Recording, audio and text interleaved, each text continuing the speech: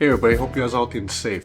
So last year, Xiaomi launched the 12S Ultra and it garnered a lot of praise, and rightfully so, because that was the first phone to use the brand new Sony IMX989 1-inch image sensor, along with Leica optics that Leica co-developed in partnership with Xiaomi. Unfortunately, Xiaomi never launched that device outside of China. It was like a China exclusive product. But finally, the good news is Xiaomi's finally bringing an improved version of that device to a global audience. Now, by global, it excludes Americans. Unfortunately, it is what it is. But Europeans or people in Singapore, Malaysia, India will now be able to buy a phone with Xiaomi's 1-inch image sensor with Leica optics, and that's the Xiaomi 13 Pro. But it's not just about that 1-inch camera and Leica optics this time around. Now, don't get me wrong. That part of the phone is still amazing and probably still the best reason to buy this phone. But I'm really impressed by the new 50 megapixel telephoto lens. This is a telephoto lens that can do 3.2 times optical zoom, or a focal length equivalent of around 75 millimeter. Now 75 millimeter is actually a really good focal length for portraits. It creates natural separation between the subject and background without distorting the images a little bit. Right now I'm shooting with a wide angle, so you see everything's a little bit distorted. If I shoot with a 70 millimeter, the perspective is a little bit more natural while still maintaining that bokeh. But not just that, Xiaomi also built a brand new technology. Xiaomi calls it a floating telephoto lens. But what it is there's actually elements inside the lens that will shift forward or backward depending on the distance between the near subject and the lens. That allows the telephoto lens to get a minimum focus distance as close as 10 centimeters or around like 3.9 inches for us Americans. So while that's not like a true macro shot, but it's close enough that it's kind of a macro shot. You can get really close-up shots of things without losing focus or details. In fact, I recently purchased this lens for my camera. This is a Sigma 70 millimeter, and it also has a retractable zoom lens that can do macro photography. So Xiaomi's new camera is very similar to this. This is a 70 millimeter, this is a 75 millimeter, and both of these lenses have shifting elements to allow you to get closer focus to something to snap macro shots. And like I said, even though the 1-inch main camera is still the star of the show, I find that over the past 2 weeks, I've been shooting with the telephoto lens more often. The telephoto lens also has OIS, so it produces relatively stable video footage for a zoom lens. So overall, this new telephoto lens is so good, it has inspired me to go out to the street to snap more portraits and street photography.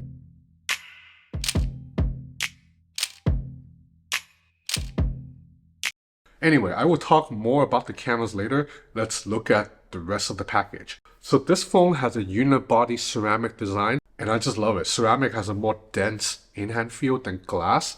It feels a little bit more sturdy, more premium. And this phone doesn't have any sharp edges or corners. Feels like a unibody one piece. It just feels so good in the hand. Holding this phone is so much more comfortable than holding something like a S23 Ultra with the pointy corners that dig into my palm constantly. I do have one complaint about the back, and it only applies to this color, is that it attracts fingerprints and smudges very easily. There's a white version of this. It looks much better in my opinion and does not attract fingerprints. Unfortunately, I don't think the white version is coming to Europe. That's only in India, probably Hong Kong, Singapore, Malaysia. So we Asians have more options. Flip the phone around to the front, you have a gorgeous 6.73 inch OLED display. Now all the display jargons and technical numbers that you would think of, they're all here. All you need to know is this is a Samsung E6 panel, refresh rate variable between 1 and 120 Hz, animations are buttery smooth, maximum brightness of 1200 nits sustained or 1900 nits when you're pumping HDR content, so definitely bright enough to see outside the sun. Excellent viewing angles. It's an absolutely gorgeous panel, but the screen looks great, and you have a 32 megapixel front-facing camera and this little hole punch right here. All the flagship flourishes that you would expect from a premium flagship phone is here. There's wireless charging for the 4820 mAh battery, also 120 watt wired fast charging. The charger's included with the box. You have really excellent haptics, excellent stereo speakers, and also UFS 4.0 and LPDDR5X RAMs.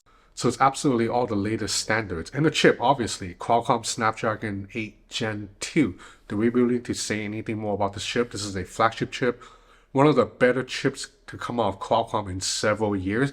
It does not overheat like the Qualcomm Snapdragon 8 Gen 1. On the software front, this phone runs MIUI 14 over Android 13, and not a lot of new features in MIUI 14. Aesthetically and animation still look very similar to MIUI 13, but I think the settings panel is still a little bit overcomplicated. Like every time I get a new phone, I like to change the screen timeout period, like the time it takes for the screen to lock. I like to set it to 2 minutes instead of 30 seconds. And every time with a Xiaomi phone, it takes like a little bit of digging in the settings panel for me to find it, because every other Android phone, this screen timeout is set under display.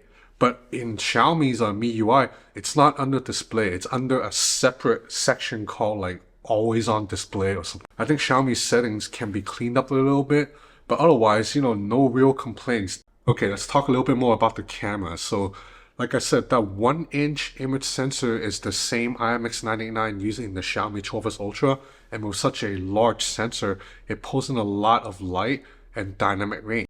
So with this main camera, for the most part, Xiaomi doesn't turn on night mode as easily as other phones. In fact, a lot of times when you're shooting at night, Xiaomi's image will appear a little bit darker than other phones because one, it's not turning on night mode, it's just letting that sensor pull in light naturally.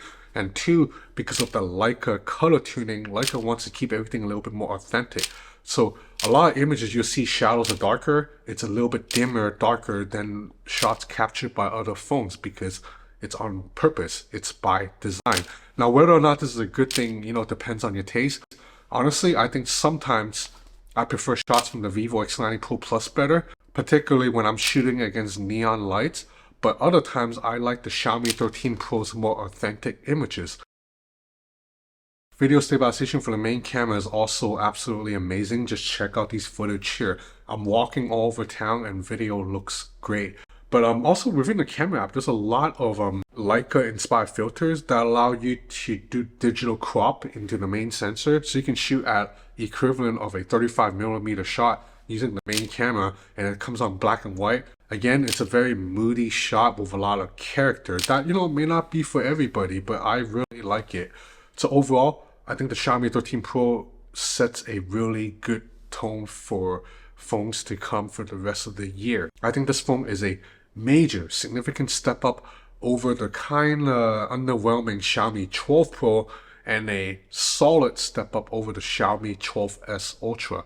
The main camera performance is very similar to the Xiaomi 12S Ultra, but the addition of that portrait lens, it's quite an improvement in my opinion. Now, as usual, I don't know the global international price of this phone, and I'm hearing some rumors that in Europe it could be quite pricey at over 1,000 euros. I'm hoping not, because I think at that price it's going to be a tough sell. Not because this phone isn't worth it. I think if an iPhone or a Galaxy S23 Ultra is worth 1,000 euros, then this phone definitely does. But I think ultimately in Europe, brand recognition still matters. And Xiaomi's growing here, but it's still, behind Apple and Samsung. So people still feels like if I'm going to pay 1,000 euro, I'm going to get an Apple or a Samsung. Now, I think that thinking it's a little bit off because you're just purely focusing on brand name, but that is what it is. I think for Xiaomi to be competitive here, I think this needs to be a little bit lower. I'm hoping it is. But the good news is, for the rest of us in Asia, it's going to be more affordable because this phone is selling in China starting at 5,000 Chinese yuan, which is around 720 US dollars. So even if you import from China, you paid a slight markup, you can still get this thing for like 820 bucks. Now, even if you don't want to import the China model, this will launch in Malaysia, Singapore, Thailand, Hong Kong eventually, and I'm pretty sure the price tag there will be a little bit cheaper than whatever the Europe price tag is. And I think prices are high in Europe. You can't always blame the brand. It's because there's also a lot of extra fees that comes to selling in Europe. You probably need to pay like the VAT. You probably need to have all these middlemen, distributors, stores, carriers, and they all want a chunk of the pie. So that's why phone prices always cost a little bit more in Germany than in Hong Kong or Vietnam or Singapore. But it is what it is. So anyway, that's about it for this review of the Xiaomi 13 Pro. I'm definitely going to have more content on this, including a camera shootout against the Vivo X90 Pro Plus. These two are probably, in my opinion, the two best camera phones right now. And I'm gonna compare it against other phones too, and maybe do like more of a vlog type video over the next several days in Europe. So if you haven't already, please consider subscribing to my channel. It will help me a lot. So that's it for now. Thanks for watching.